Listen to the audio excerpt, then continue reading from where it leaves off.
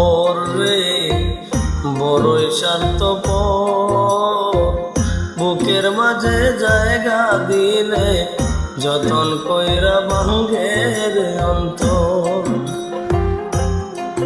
মানুষ বড়ই স্বার্থপর রে বড়ই স্বার্থপর, বুকের মাঝে জায়গা দিলে যতন কইরা ভাঙ্গে রে অন্তর।